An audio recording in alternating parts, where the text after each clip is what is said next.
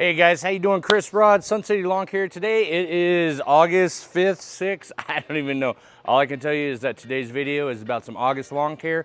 As you guys can see, we've got excessive grass clippings and some localized dry spots that we're going to be talking about today and some future August lawn care. Y'all stay tuned.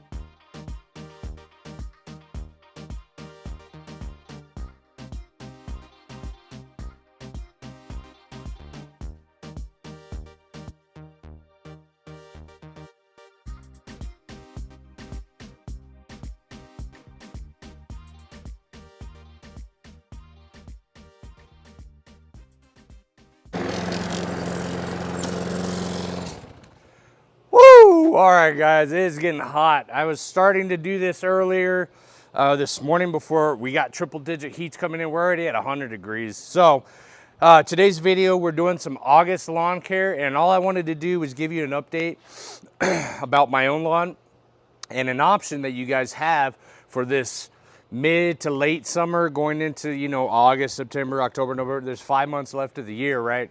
So what is something that we can do in August? And it's usually going to be one of two things. Actually, it's going to be one thing. And it's something you don't have to do. It all depends on how you've been maintaining your yard or whether you want to kind of reset the lawn. This is for my Bermuda grass lawn guys out there and gals, is resetting your cut height, your height of cut, your HOC, okay? Now, if you've been letting your grass get taller and taller as the summer progresses, there may be a point in time where it's just getting too tall to manage, or you like to maintain that shorter grass cut. So what do? Something that I normally never do, but I'm giving you guys this show how, this video, if you will, to demonstrate why I don't like to do it. But again, it's called just a scalping of the lawn, a late summer scalp, kind of reset the height of cut there. Now, the reason why I don't like doing this is because it can really make your yard look ugly, okay? And when I say ugly, you're basically, as if you were doing a spring scalp, an early spring scalp, you're bringing down the cut of height, right? So you can have a lot of problems with that in the sense of excessive grass clippings. If you're going to scalp down your yard this time of the season and do a reset on your height of cut, you need to make sure that you get all your clippings up. You do not want to leave, see all the grass clippings right there? I pulled those out of the bag, the grass catcher, earlier to give you kind of an idea of the amount of grass that you can have if you're going to reset your cut of height. And so you don't want to leave them on the lawn. Let's kind of zoom in, do a little walkthrough of what I'm talking about. If you do leave them on the lawn, you're going to get a lot. You're going to have a lot of this. Look at this. And then it starts to turn gray because obviously it's already heating up. See all the grass clippings right there? Look at this. You see that? So I already did one pass with the mower, and what you see here is the discoloration, okay? See the browning? Because we're chopping off the upper portion of that grass blade, and what's being exposed is the lower portion of the Bermuda grass. And that's where the crown of the plant is, or the lower portion of that grass blade. It's brown. Only the top portion, or the top half, I should say, of Bermuda grass is green. So if we're going to do that summer spring or that summer scalp to reset the cut of height, you may be exposed with a lot of brown material, especially if you're going to be scalping it to the white meat, scalping it down to the soil. That is an option. Now, I don't recommend it if you don't like having or to sit back and look at your yard. If you like to look at a nice green lawn, do not scalp it all the way down. What you can do is just take your mower down another notch or two. It will green back up a week later, which is what we're doing today. So we're gonna go ahead and continue. I'm gonna do a couple more passes the other way. First, we were going east to west. I'm gonna do a north-south pass, and I'm gonna catch all those grass clippings.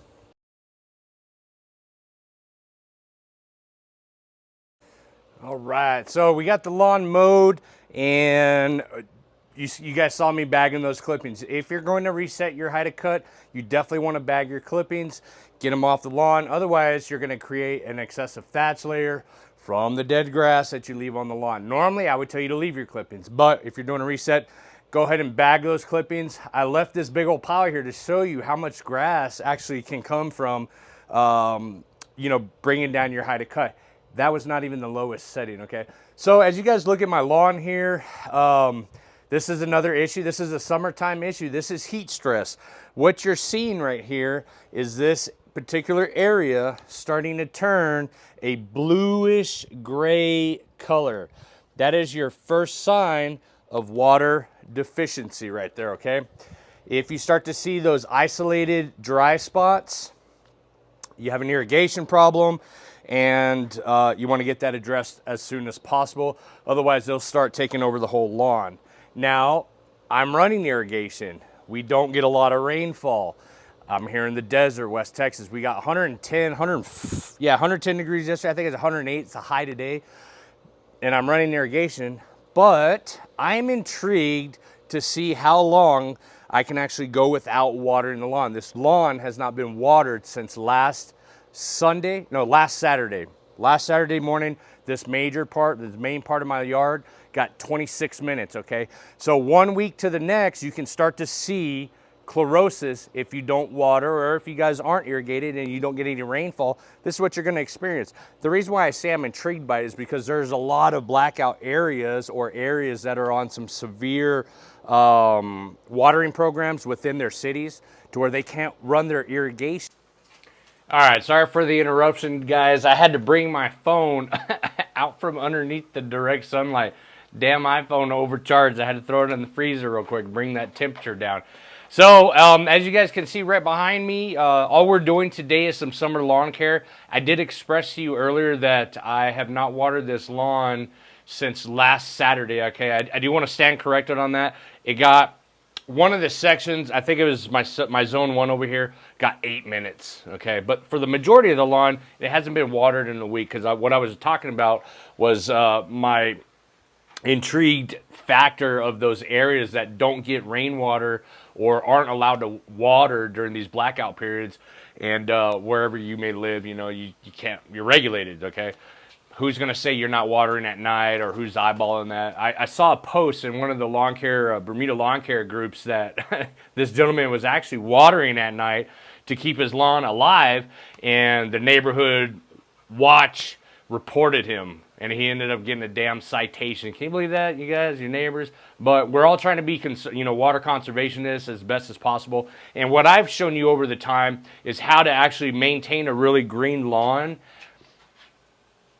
without having to do a lot of work, okay? So for the majority of the part of what we're looking at in my own backyard, other than this big round circle right there, that chlorosis you're seeing, okay, other than that and my dog's pee spots, I think I have a relatively nice looking lawn. It could be a lot better if I was watering more frequently, like you're supposed to water.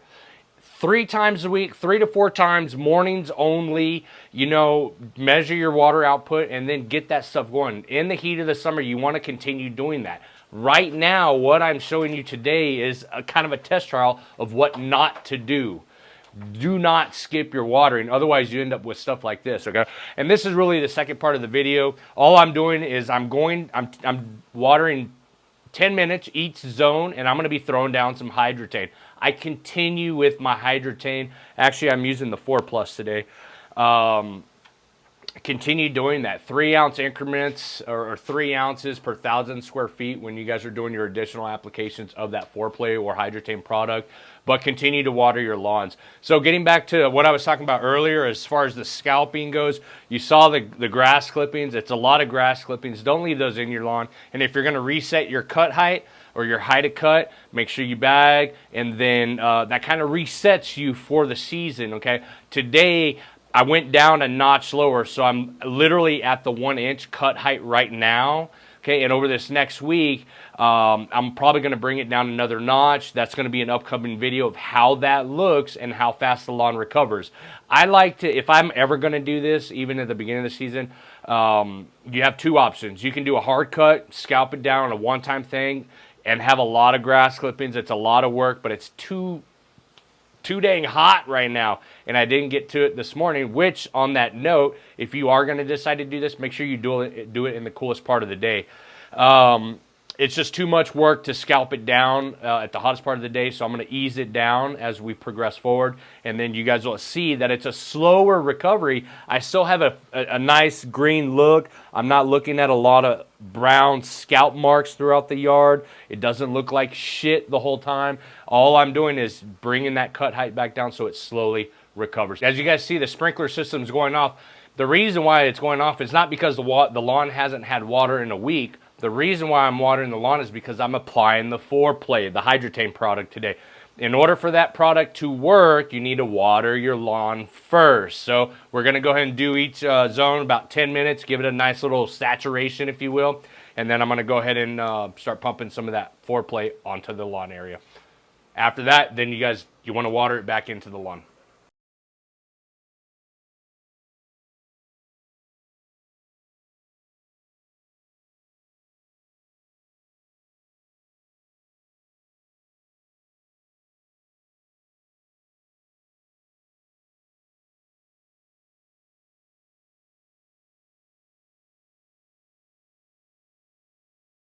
That's it for today's video, guys. I just wanted to show you in my own backyard, having not watered 1 week to the next. You got to maintain your watering. Keep up with some applications. We will continue to fertilize this next week for all of our annual clients. We're doing our next fertilizing application. Do you push fertilizer in the summer growth? Stay tuned because I'll answer that question in my next video. You guys have any questions, leave a comment below, and don't forget to subscribe, hit that bell notification, give me a thumbs up if you found any value from today's video. Have a good one.